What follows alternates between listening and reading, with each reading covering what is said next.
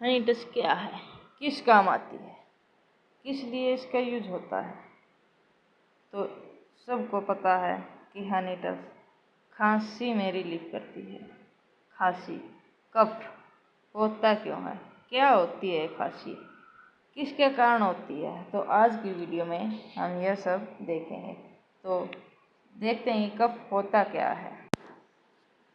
कफ में हम तरह तरह के जो घरेलू नुस्खे हैं वो देखते हैं, लेकिन कफ होता क्यों है आजकल देखते हैं।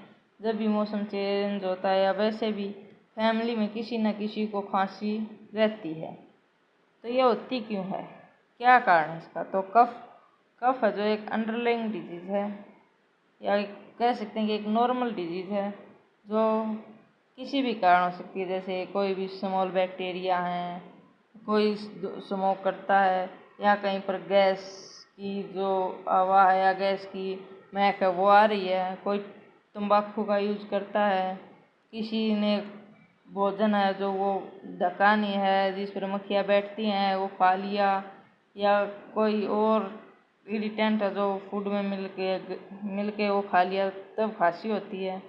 या जो लिक्विड है उसमें कोई अदर बैक्टीरिया हैं, या लिक्विड है वो कई दिन का है जो रखा हुआ वो पी लिया, तब खांसी हो सकती है। खांसी, अब खांसी भी दो प्रकार की है, एक बलगम वाली खांसी और एक सूखी खांसी। तो खांसी है जो क्यों होती है, ये जो वायरस हैं वो एक कोल्ड एंड फ्लू क्रिएट कर देता है जिससे खांसी हो जा सकती है। ये कॉमन कॉज है। किसी को एलर्जी है, अस्थमा है, वो भी खांसता है, लेकिन जो एलर्जी एंड अस्थमा हैं वाले हैं वो अपना एक इनहेलर यूज करते हैं, उससे वो ठीक हो जाती है। लेकिन जो नॉर्मल खांसी है वो इरिटेंट है, एसिड रिफ्लक्स है, जैसे एसिड बढ़ जाता है, कुछ बैक्टीरिया हैं जो गले में खराश पैदा करते हैं, उससे खांसी आ सकती है। तो यह कॉमन कोज हैं या कॉमन बैक्टीरिया जो कह सकते हैं कि खांसी को कोज करते हैं। खांसी में दवाई कौन सी लें? कई कहते हैं ये दवाई ले लो इससे ज़्यादा जल्दी ठीक हो जाओगे, ये ले लो इससे ज़्यादा जल्दी ठीक हो जाओगे, लेकिन आज मैं आपको बताऊंगा कि कौन सी दवाई खांसी में सबसे ज़्यादा फायदेमंद है। तो देखते हैं कुछ सिरप्स को जो खांसी में लाभदायक हैं।